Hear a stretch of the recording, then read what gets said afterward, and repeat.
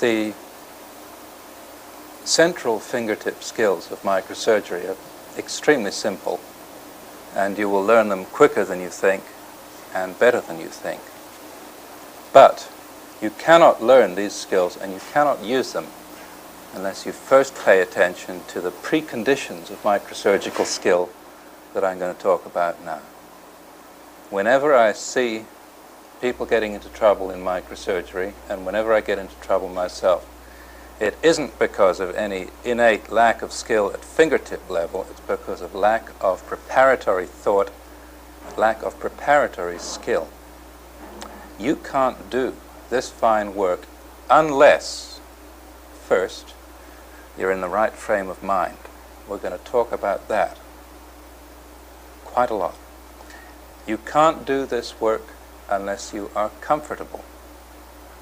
You can't do this work unless you know how to use your hands in the right hand position for fine control and the avoidance of tremor. We'll talk about that. You can't do this work unless you know how to get the microscope into good shape, well adjusted to work for you.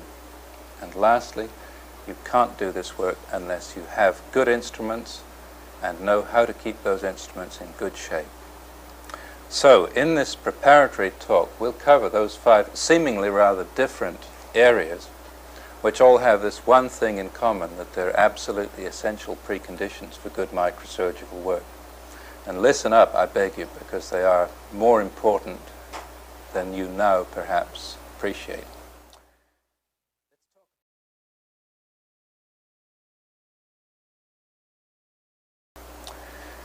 Let's talk about psychology first. There are 3 useful things I can tell you about being in the right frame of mind. 2 of them are useful straight away now, and one of them is something you need to keep in your mind for future use. I need to tell you about not overtaxing yourself. I need to tell you about how to avoid desperation, and I need to tell you about the importance of preparedness in the most general sense. The simplest thing about being in the right frame of mind is simply this: do not work for too long at a stretch, especially in the lab when you're doing that hardest thing of all, that's learning new things. If you work hard and attentively for an hour in the lab, you'll become tired. You should become tired, and at the point when you become tired, you should take a break as a definite part of your learning program. If you go on working when you're tired and when you're getting a little fatigued and desperate, the only thing you're learning is, I don't enjoy doing microsurgery. You don't in fact learn anything new or anything better. You just learn that negative bit, which you can well do without. So at the end of an hour, take a scheduled break of 5 or even 10 minutes, and don't feel you're wasting your precious time. You're using it very, very well. The way you'll waste your time is if you stubbornly insist on working right on through the day, getting more and more fatigued and exasperated. That's a bad waste of time. So if one of us mentions to you that you're getting a little tired, however tactfully we say that, please take it as a definite order to stop and break. And by that I don't mean just lean back in your chair and take a couple of deep breaths. I do mean get up, get out of the room, disconnect your mind from whatever you've just been doing, and let your circuits recover and get reconnected before you go back to the work.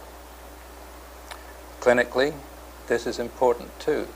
Clinically, you can space out your breaks longer, because once you're into clinical operating, you're generally into something that you know what you're doing, or you soon will be at that point. We very often work for 2 hours at a stretch before we take a break, and 2 hours is long enough to accomplish a simple procedure. If it's a long procedure, we think nothing of walking out of the OR, sitting down, relaxing, and switching off for 5 or 10 minutes, and then coming back refreshed and much more efficient. The second important thing to tell you about psychology is a little bit about developing a positive attitude toward difficulty. You'll get into difficulty learning this work, and sometimes you'll get into such difficulties that you'll get the paranoid feeling that the forces of evil are ranged against you on a personal and very deep level. And once that feeling gets a hold of you, you'll quickly go from difficulty to desperation and on to disaster, and the distance between those three is a very close one in microsurgery. What you must learn to do, and I hope you'll use some of your time in the lab to learn this important habit, is when you get into difficulties, stop and think about what those difficulties actually are. They're very seldom great, abstract, mystical things. They're almost always perfectly finite, tangible, mechanical things which you can correct and which you should correct at a very early stage before they get on top of you. The sooner you can spot the fact that you're in difficulty, the sooner you can stop and think about that difficulty and correct it, the sooner you'll be back into good, efficient operating conditions. Let me give you an example. You may get to a point when you're in the middle of an anastomosis and you find that you're in a state of just cumulative desperation, that you're holding your breath, every muscle in your body is aching, and you're hovering on the brink of putting in a disastrous suture, which you know is going to be disastrous, and you know that the very next step, or the next step after that, is going to be the final mess that you make. Now, at that point, you still can retrieve the situation if you stop and think, now, how in the world did I get to this awful situation? You've got to do this in the lab because you've got to learn this habit of thought in the OR. Now, if you sit back and think, starting from the beginning, about what your difficulties actually are, you will find, for instance, I saw this just the other day, somebody in this situation, that one of the legs of the table is a little short, and the table is wobbling, and has been all morning, and you could very well have corrected it when you first sat down to work. You'll find that your chair is an inch too high, and you've been stooping and giving yourself an uncomfortable body position. And again, you could have corrected that, but you didn't, so that needs to be corrected. You'll find that your work is arranged on the table in such a way that your elbows are hanging loose and you don't have basic stability of your hand position. And once again, if you'd thought about this ahead of time, you could have corrected it, but here it is, it's still part of your big difficulty that you're in. And then coming closer to the work on hand, you'll realize that in fact you didn't put the incision in quite the right place, and your access has been poor all along, and your hemostasis has been rather substandard, so that you've got blood between you and the thing you're trying to work on. It doesn't take much blood to make your work invisible. Added to that, one of the eyepieces on your microscope is slightly out of focus, and you haven't got a proper three-dimensional view. And I can't count these separate points, but perhaps 7 different, quite identifiable things have accumulated to make your job what we call impossible. And there isn't such a thing as impossibility, but there is definitely such a thing as a large number of uncorrected obstacles to success, which by your neglect of preparation, you can allow to get on top of you. Sit back and think about difficulty as soon as you can. Identify the difficulty and correct it, and you'll stay right on top of the job. Now lastly, and this is, like I say, for future reference, when you've done this many times, been into difficulty and thought your way out of it, you'll get such an efficient checklist in your mind of preparatory thoughts and actions that you will one day be able to walk right into a major microsurgical procedure, safe in the knowledge that everything is set up ahead of time to where nothing is really going to go wrong and nothing is going to distract you except the details of the job in hand. That should be your goal if you're going to do any significant amount of microsurgery. That's a long-term goal, and you'll reach it by doing what I've advised you to do. That is to think very constructively about each difficulty that you meet. And think about your microsurgical setup, not just as what you have in front of you on the table or with regard to instruments, but think of your microsurgical surroundings as including also the people around you, the room around you, the space and time and peace of mind available to you. These all are part of your surgical technique. Okay, that's enough about psychology.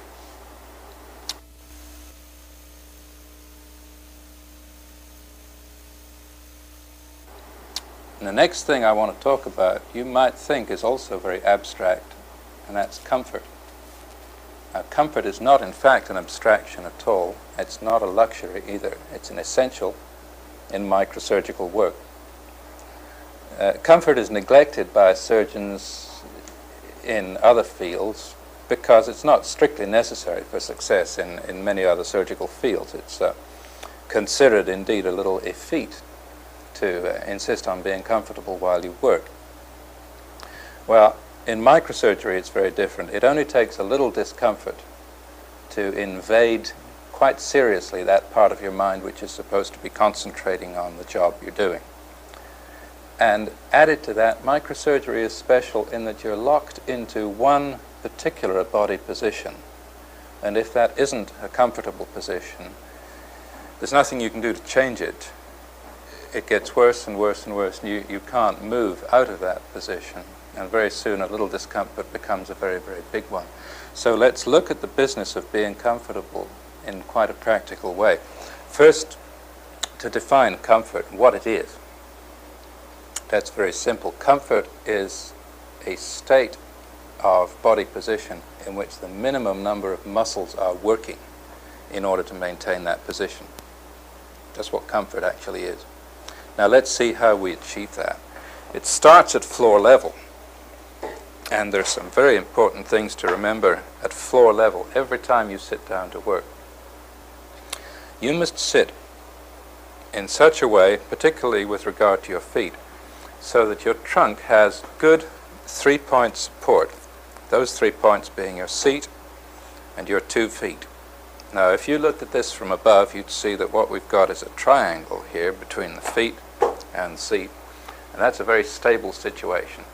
I don't need to use any muscles to stop my back from rocking backwards and forwards or from side to side. It just maintains itself very comfortably. Now, if I just make a small change like this and put only 1 foot on the ground, then I've only got 2-point support for my trunk, and I can wobble from side to side quite easily. And you'll find that you get quite sore muscles in your trunk after an hour or two, just trying to sit still in this position. Still worse, if you cross your legs up underneath you like this, then you've only got 1-point support, and it needs the constant, well-adjusted activity of a whole lot more front and back muscles to keep you upright and to keep you still, so you get even more tired. And worse again, let me just move up to the table here. If you try to work with your legs to the side, twisted right around like that, or if you try to work with your 2 legs spread eagled out here to come round an obstruction, you'll find yourself horribly uncomfortable and tired after a very short time indeed. So, at floor level, this is the position you start in. Now, in some kinds of surgery, that's easy to arrange. In hand surgery, it's not hard at all. You've got a nice table here and space beneath you, and space too for your knees. No point putting your feet there if you can't get your knees there as well.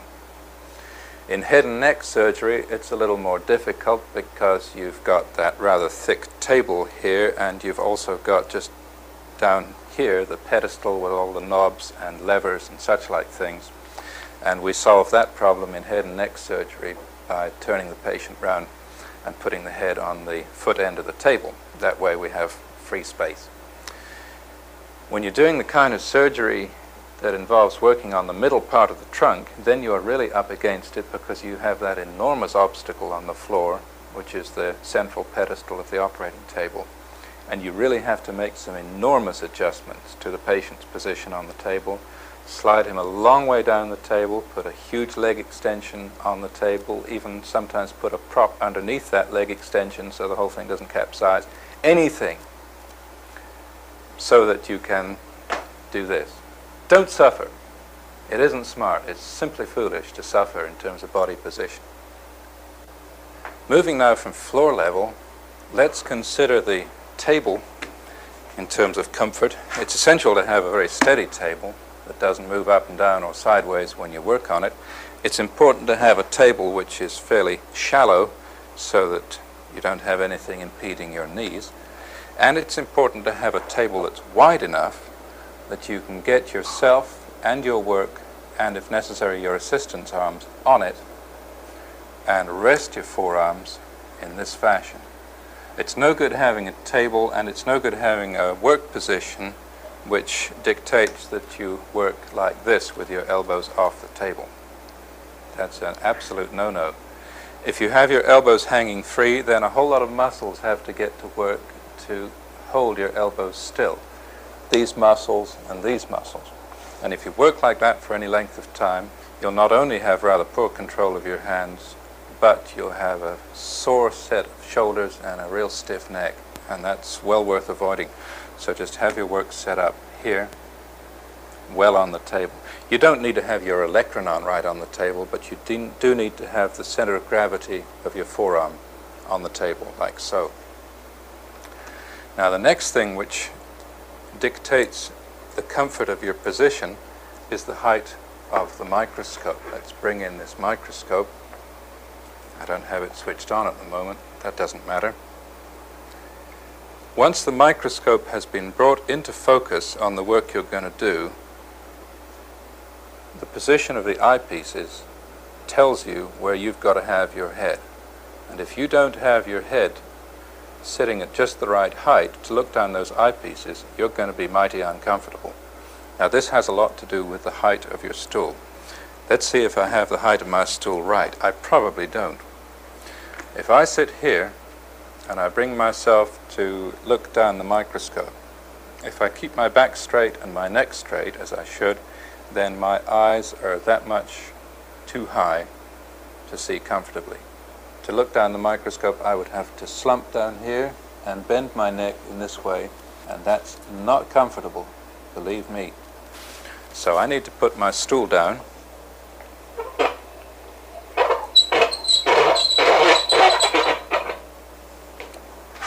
Now let's see if that's any better. If I come up to the eyepieces now, I'm in fact just a little low, went half an inch too far. It doesn't sound as if half an inch is a really important adjustment, but it can be. You need to be very particular about this. That's just great. With my back straight and my neck straight, in neutral, relaxed positions, I can come right forward there and look straight down there. Good. Your nurses may think you very picky in the operating room if you ask them to put your stool just half an inch up or half an inch down. But you should ask them to experience a state of microsurgical discomfort for a couple of hours, and then they'll realize they're not really fussing. One last thing about your stool. A microsurgical stool should have feet and not wheels. You don't want something that has a constant temptation to scoot away behind you. It should be very easily adjustable up and down, and if you really want the ultimate, it should be padded like this, but that's not too important. You don't need arms, you don't need footrests, and you don't need a backrest on a microsurgical stool, because those sources of comfort come to you simply from assuming a natural posture. If you need an armrest or a backrest or a footrest, there has to be something basically wrong with your body posture, which you ought to correct. So much for comfort. Don't neglect it. Don't think of it as a luxury. Don't think of it as an add-on. Think of it as a central part of your surgical technique. Something which you would no more start without than you would start without draping and prepping the patient. Get comfortable at the start of a procedure. Say to yourself, now is the time when I do those things which are going to make me comfortable. Don't wait till you're in the middle of the procedure before you say, oh gee, I haven't got a place for my feet to be, or I've got a backache. That's too late. Your power of concentration is already messed up by that time. Do it ahead of time. It's so important.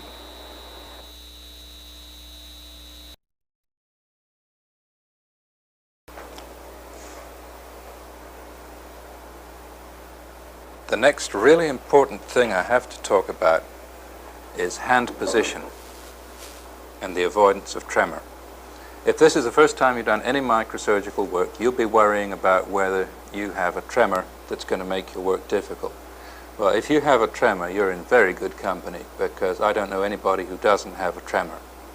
A tremor, after all, is simply random muscular movement in your hand muscles and your forearm muscles, and we all have more or less of that.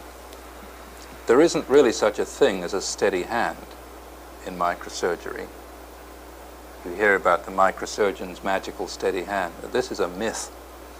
What there is a series of very simple tricks and maneuvers for getting the most stable hand position. And this is what we'll talk about right now. Before showing you what is a good hand position, let me just cover some basic ideas and preconceptions about tremor, things that make it better and things that make it worse. It used to be taught that you mustn't smoke, you mustn't drink, and you mustn't indulge in various other enjoyments if you wanted to be a microsurgeon. Well, most of that isn't true, I'm glad to say. With regard to smoking, if you smoke, it'll impair your power of concentration somewhat for about 20 minutes after you've had a well-inhaled cigarette. So I would advise against that. But it won't in fact give you a tremor. If you drink, you would have to drink to excess to get the kind of tremor that would seriously impair your microsurgical performance. Of course, if you come into work well clouded with a hangover, that'll impair your concentration, but that's not what we're talking about. I'm talking about tremor right now. Coffee, this is an important point. If you are a habitual coffee drinker, the important thing is to know what your normal level of coffee consumption is and stick to that, cup for cup and day by day. That way you'll keep your tremor at a minimum. If you exceed your normal intake of coffee, your tremor will get worse. If you drink very much less than your normal level of coffee intake, your tremor will get much worse. So if you're an addict, as I am, stick to your normal level of intake. With regard to those other forms of enjoyment too that we're supposed to abstain from if we're to be perfect microsurgeons, I can tell you that in fact that isn't important either, but maybe thinking about it is. And I don't know just what you can do about that, but you don't need to lead a monastic existence in order to be an effective microsurgeon. Having said that, and disposed of perhaps some old wives' tales on the matter of tremor, there are two things which will make your tremor worse, your basal tremor. The first is strenuous manual exertion, and the second is getting annoyed. Now, if you do any heavy work which involves prolonged, vigorous use of your forearm muscles, like heavy lifting, like playing tennis, like sailboat riding, like working in the yard, or like using hand tools, that will increase the level of resting muscle tone in your forearm for even as much as 24 hours after you do it. So think of that. You obviously can't redesign your life and all your recreational pursuits around that fact, but you can sometimes avoid cutting down a particularly large tree or engaging in a log splitting contest the day before an important microsurgical procedure, because it does have a very marked effect, believe me. With regard to irritation, you all know, I'm sure, because we all have our threshold of irritation, that once that threshold is passed, you'll get a tremor. Now, avoiding that takes us back to what I was already talking about in terms of having everything prepared and nicely set up so that you get no surprises and no irritations while you're carrying out your procedure. If you do get really annoyed about something or somebody, for goodness sake stop, deal effectively with that source of annoyance, and give yourself 10 minutes to quieten down before you resume, because there's nothing more disastrous than continuing to work when something is right in the front of your mind, annoying you. Having said that, I'd like to show you 3 hand positions, one of them good and 2 of them bad, And I'd like to show them to you under the microscope. We'll turn this monitor on here so that you can watch what I'm watching down the microscope. And having shown you the difference under the microscope, I'd like to then look at them from a distance and see what the differences really are. I'm going to just present you with the sight of my right-hand instrument and my left-hand instrument trying to stay still. Right now I'm using a very bad hand position and I'm trying to keep my hands still. I'm really trying, believe me. And the harder I try, the worse that random movement gets. This is the very stillest that I can keep in this bad hand position. If I try to pass a suture with this much random movement going on, it is entirely a matter of chance whether I pass it accurately or disastrously. And while I'm passing the needle, the amount of unwanted pain and trauma that's inflicted on the tissue is about 100 times that which is actually necessary for the mere passing of a needle. Added to that is the fact that the psychological trauma on the surgeon of trying to do work in this state of total uncontrol is very severe indeed. It just isn't worth trying to do microsurgery with this much unwanted movement going on. Well, that's a very bad hand position, and we'll look at it from another angle in just a minute. Now let's look at another bad hand position, not quite so bad, but bad in a different way. Here I've changed to where the big unwanted movements have stopped, but instead I've exchanged it for another evil, which is a very rapid, high-frequency tremor. Once again, I'm trying very hard to keep my hands quite still. Once again, the harder I try, the worse it seems to get. I can pass the needle now with slightly greater accuracy than before, but again, it's a worrying business, and again, just watch that tissue. I know it's only a piece of rubber, but it might be a living vessel. Just consider the amount of additional trauma that's being added to the necessary minimum in the passage of that shaky needle. It's almost like taking a pneumatic jackhammer to the tissues. So that again is a real bad position, and we'll look at it in a moment. Now, here I'm using a good hand position, and there's another difference too. I'm not even trying to keep my hands still. My hands are staying still simply because of the position that they're in.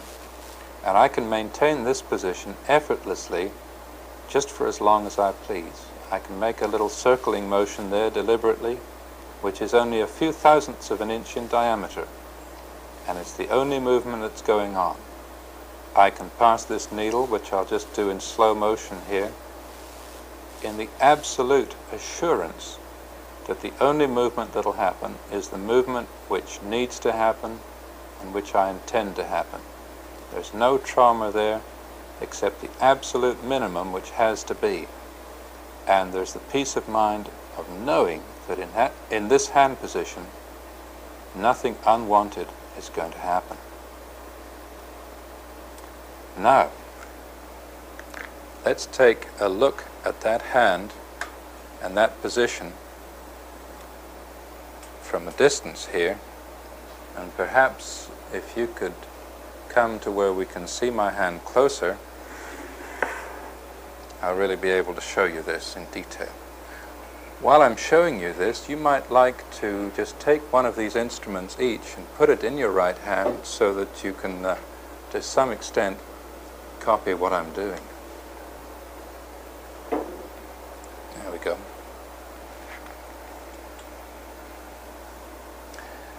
In the first position, the really bad position that I showed you, I had my hand completely up in the air, unsupported like this.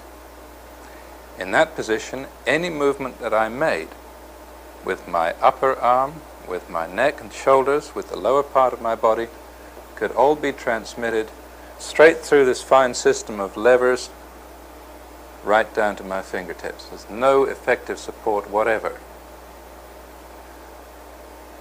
In the second hand position, I made this one small change. I put my wrist down on the table so that my forearm was at rest, and that got rid of the big movements which arise mainly from the upper part of the body, but it didn't get rid of that little fine tremor which began to look, in fact, even worse than it had been before.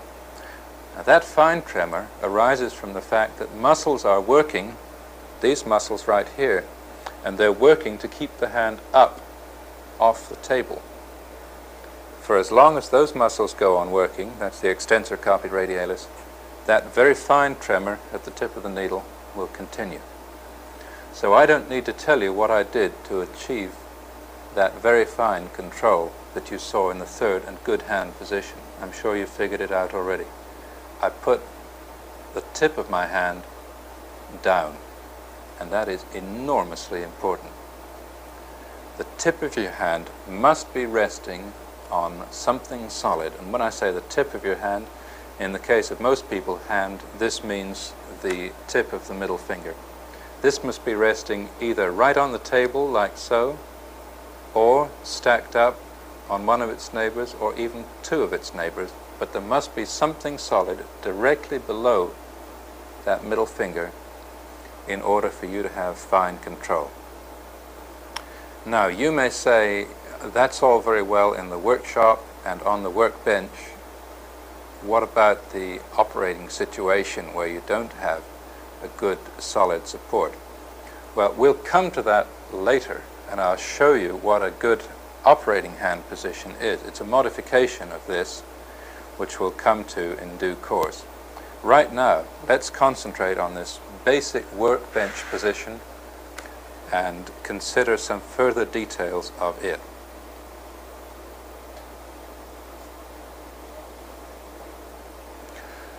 If you'll just take that instrument in your hand and look at it at the same time that you're looking at this, I can tell you some useful details about a good instrument holding position. Quite apart from the fact that you've got it resting firmly on the table, there are some other important things. Firstly, these two fingers, the two ulnar fingers, they don't have very much to do with the instrument holding. The only thing you need to think about with them is just to curl them up a little and tuck them inside the palm of your hand. Don't have them out like that. That isn't a useful hand position.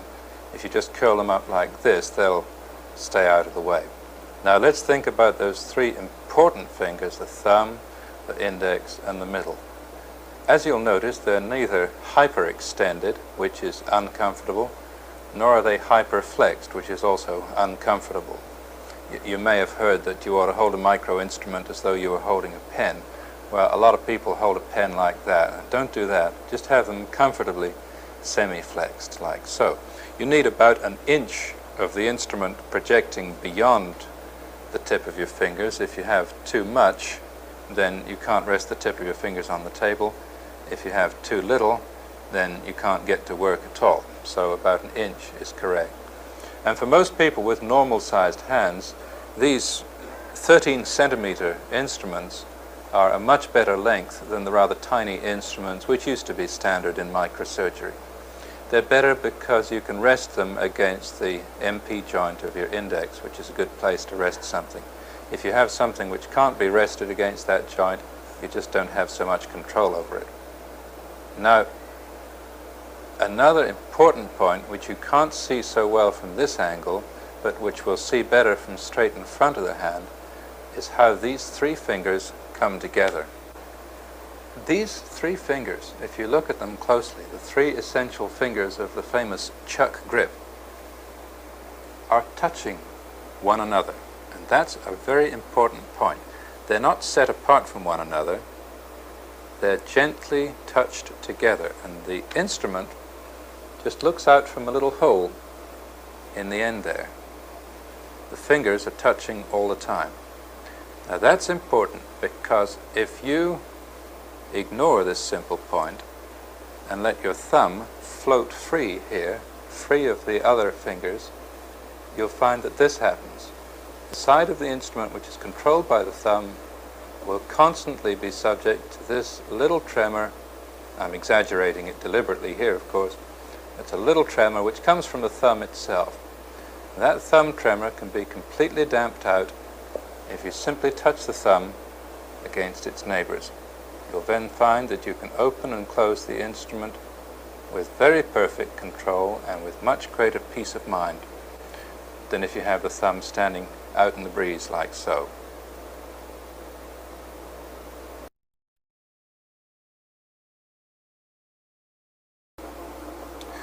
We've talked about psychology, about comfort, and about hand position. And now I'm going to talk about adjusting the microscope, and I'm going to talk about instruments. This is a rather ornate teaching microscope. Disregard some of its complexity, if you will. There are some very simple things that you must know about and which you must attend to every time you sit down to work with a microscope. Nobody else is going to take care of these simple things for you. You, the surgeon, have it as a duty to take a look at that scope when you come in the room, check it over, and make sure that it's going to work for you today. Do this again as part of your surgical technique, as part of the job that you do. You check over electrical, mechanical, and optical factors. All very simple. Electrically, you turn on the light and you make sure it's good and bright. If it's partly bright and partly dark, that often means your bulb is about to fail. You might as well know about that ahead of time and put in a new bulb rather than have it fail right in the middle of the procedure. You turn on whatever switch is needed to turn on the remote control functions of your microscope, and you check out the foot pedal if your microscope has one, and see that when you want the microscope to go up or down, it does so. When you want the microscope to change magnifications, it does so. If anything's wrong, or even slightly wrong, with those electrical systems, you better get it checked out and corrected before you start. Mechanically, it's important that you be able to bring the microscope to where you will be working with the minimum of upheaval and fuss. Now, in the lab, this isn't a factor. Your microscope is set up right by the table. But in the OR, it can require a surprising amount of upheaval to bring the microscope to the patient unless you think about that ahead of time. Think how you're going to bring the microscope from where it is now to where it's got to be. Think just where it's going to stand next to the table, and make sure that the microscope you're going to use has a long enough arm from here to here that you can readily bring it into action without discomfort, without uncomfortable proximity between you, the table, and the microscope stand. Still talking about mechanical factors, make sure that these movements of the suspension arm of the microscope are just semi-tight, so that when you want to move the microscope around, you can move it around, and when you want it to stay still, it'll stay still without drifting. It's a mistake to have these loose, but it's a real mistake to have them done up too tightly. If they're too tight, you have a fight on your hands every time you want to adjust the scope.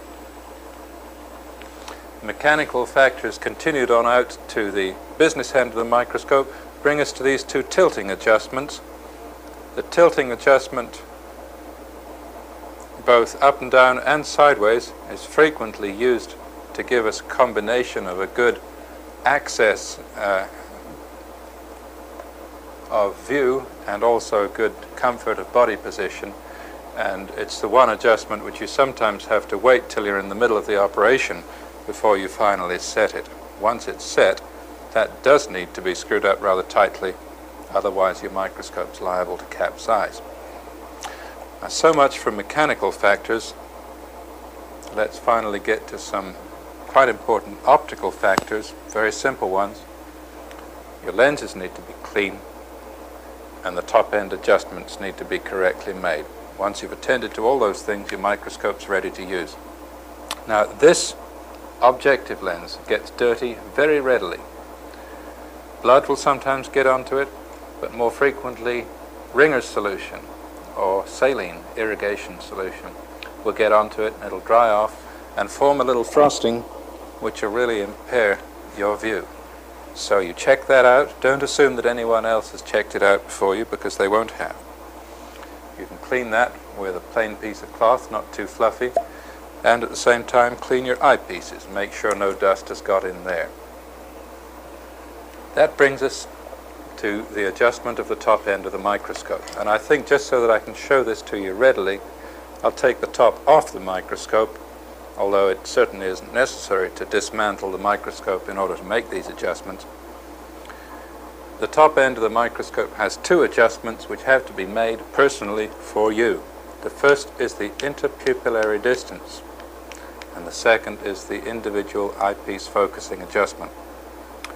The interpupillary distance has to be set correctly to the nearest millimeter if you're going to be able to see in 3 dimensions. And if you do not have it correctly set, and if you don't have a stereoscopic view, you'll find the work is almost impossible.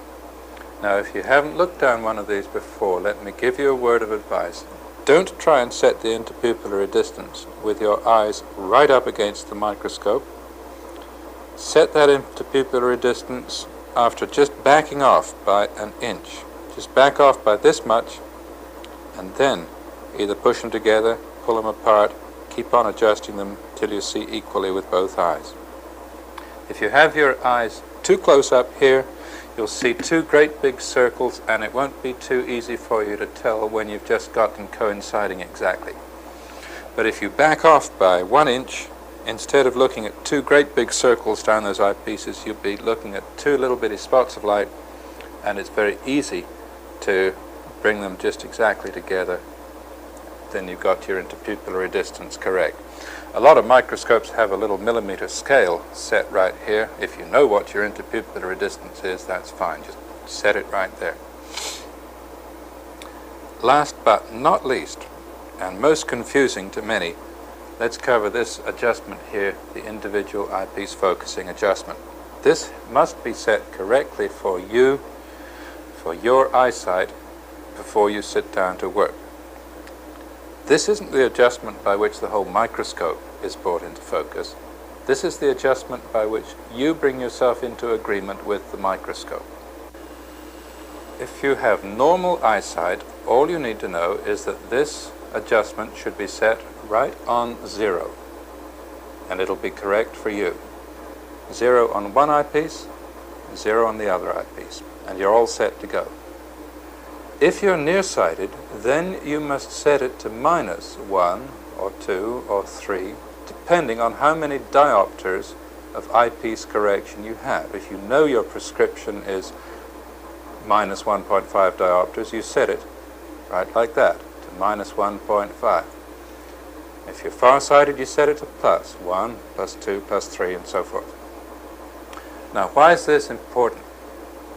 It's important because if you don't have it correctly set, you'll find that the microscope will go out of focus every time you change magnification. When you go from high to low, or from low to high, your view will become blurred, and you'll have all the trouble of refocusing the microscope before you can proceed. When that happens 50 times in the course of a procedure, it gets mighty tiring. If you have this correctly set, you can remain in focus regardless of any magnification change, always assuming that your view was in focus in the first place, which we'll come to in a minute. One small thing, when you've adjusted the eyepieces, make sure that you push them firmly down into their seating so that they're sitting at their optically correct point. If you have it 1/4 of an inch up like that, that's just like having a 10 diopter malcorrection on it. Make sure they're down. Another small point, if you have very strong eyeglass correction, more than 3 diopters, you're better off keeping your glasses on, taking the rubber protectors off the eyepieces, like so, and setting these adjustments to 0. If you're extremely nearsighted, do that. Otherwise, you have the problem that you can't even see the equipment that's on the table in front of you. Now, I just want to say something about whether your view is in focus or not. I said when you correctly adjusted this, your view will stay in focus, assuming it was in focus in the first place. If you're at low magnification, you have considerable depth of focus, about an inch altogether, and therefore considerable margin for error in just where you have your microscope poised in space. You may have it as much as half an inch too high or half an inch too low, and you will still get the impression at low magnification that your view is in focus. Then when you go to high magnification, your mistake is revealed, because at high magnification your depth of focus is negligible. It's just a fraction of an inch. The moral of that is obvious. Go first to very high magnification. Adjust the overall height of your microscope with the focusing adjustment until you've got a sharp view. Then you can say, I'm in focus. Change to whatever magnification will then enable you to do the job in hand. The only other thing that's ever going to put your view out of focus is, of course, if the object that you're working on moves. And that you try to minimize as far as you possibly can.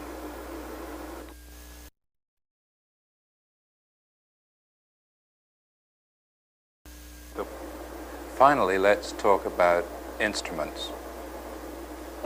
When it comes right down to it, the work you do is done by your instruments. And the better your instruments are, the better your work is going to be. Unfortunately, we still have with us that bygone belief, which belongs to the Puritan work ethic, that there is something intrinsically noble about trying to do a good job with bad instruments. This belief absolutely does not apply to microsurgery, whether in the OR or in the lab. If you're not using the best instruments that are available, you're not doing the job right, and you should regard it as a fundamental fault of technique to even contemplate using bad instruments to do a job where the margin for error is so tiny. And certainly in the lab, you should use good, new, well cared for instruments. Don't use instruments that have been thrown out of the OR. Use instruments that are even better than the instruments in the OR. If somebody's in the OR and says, oh, this is bent, send it to the lab, the only good teaching value that can be made of that instrument is to put it in the hands of an expert and get him to demonstrate how good work can be done with it. But apart from that, the only thing to do with a bent instrument is to dismember it limb from limb and make sure that it never gets back into the hands of a surgeon, particularly not in the lab. I think the concept that second-rate equipment is good enough for the lab is an absolute insult both to the lab in general and to our surgical trainees. Now here in this lab, if you even think there's something even slightly wrong with one of your instruments, if you even think there might be, we expect you to comment on it. You may comment rudely on it. We hope you will. I would hate for any of you to waste any of your time working with an instrument that's even a little bit bent or a little bit out of whack, because we do aim to have the best possible instruments here for you to use. Let's just briefly look at the instruments that are here. These are what I would regard as sufficient for basic microsurgical practice. We have a pair of angulated jeweler's forceps, which are very useful as a light needle holder. We have a straight jeweler's forceps. We have a vessel dilator, which is a special purpose instrument that we'll come to later in this series of tapes.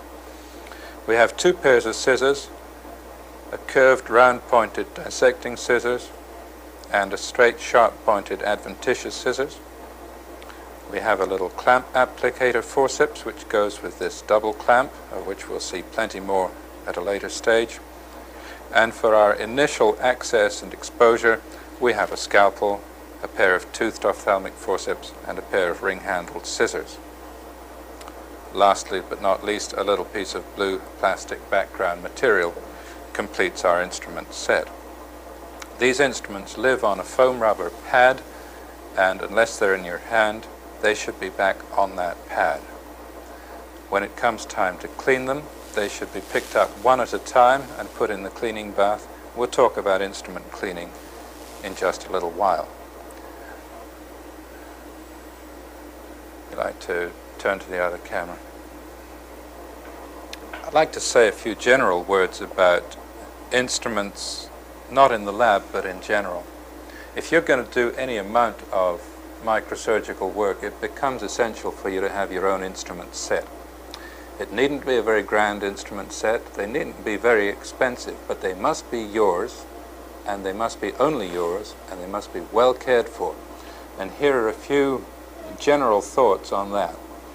Before you get any instruments, you need to get a case to put them in. A case such as this one, which has a lid, it's ventilated, and which has inside it a rack with a space for each instrument. The instruments can stay safely in that rack, and in that rack they do indeed live.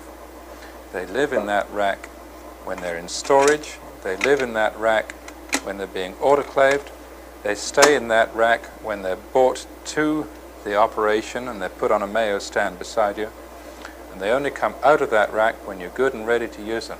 As soon as you've finished using them, they go back in there, whether clean or dirty, and they stay in it till it's time to clean them. Now, if you make that an absolute rule, you'll hold on to your micro instruments and keep them in good shape for a remarkably long time, because they don't get damaged while they're in your hand. They get damaged when they're on the way to the operation and when they're on their way from the operation. And especially they get damaged at cleaning time. Micro instruments should never be mixed up with any other instruments at any time, especially not at cleaning time. If you hear somebody pick up a handful of micro instruments and throw them in a sink along with all the other hardware, you can kiss those instruments goodbye right there. Because you see, to mortally damage a pair of jeweler's forceps, it's only necessary to drop them on a hard surface from the height of about an inch. If I did that on a hard surface with the tip of this jeweler's forceps, I would deform the tip by at least 1/1000th of an inch, which is a large deformity. It is a large deformity because these forceps have to handle 10-0 nylon, and 10-0 nylon is 1/1000th of an inch in diameter. You bang up your instruments by 1/1000th of an inch, you may as well throw them away. Now, this begins to sound awfully threatening. How in the world can you protect your instruments from such even minor abuse? Firstly, as I say, by keeping them in a tray. Secondly, by making it a rule to everyone who handles them that their tips will never touch another hard metal object. Never, never any other hard metal object. This includes the tips of other instruments. So that dictates to you some simple rules, such as the fact that you will always pick them up one at a time and put them where they've got to be. You won't ever pick them up in a handful and throw them anywhere. When it comes time to clean the instruments, take them one at a time and put them in a bath of hemolytic enzyme detergent and leave them there for 10 minutes for all the blood to soften. Then take them out and rinse them in plain water and dry them either with a cloth or in the air, and then put them back in their rack. And when they're good and dry, you can put the top back on that box and put them away for storage. Don't put them away wet, because high quality instrument steel, although it's stainless, it's only fairly stainless. There are degrees of stainlessness, and it will rust if you put them in a closed box still moist. Another point, when it's time to autoclave the instruments, autoclave them and then use them. Don't do what's done in some ORs, autoclave them days ahead of time and then leave them wrapped in a towel on a shelf, because likely there'll be some dampness trapped in there, either in the case or in the towel, and that'll make them rusty. Another point of detail which can become a major hazard is the matter of magnetization. All high-quality instrument steel is magnetizable. There's no getting away from it. Magnetism arises partly from being in contact with other magnetic objects, and partly from trauma of a direct nature. If you put your instruments down on a piece of electrical equipment that has a transformer or a motor in it, there's a danger they'll get magnetized. Sutures likewise. If you put your instrument or your sutures down on a metal shelf which has previously had something magnetic on it, they're liable to get magnetized.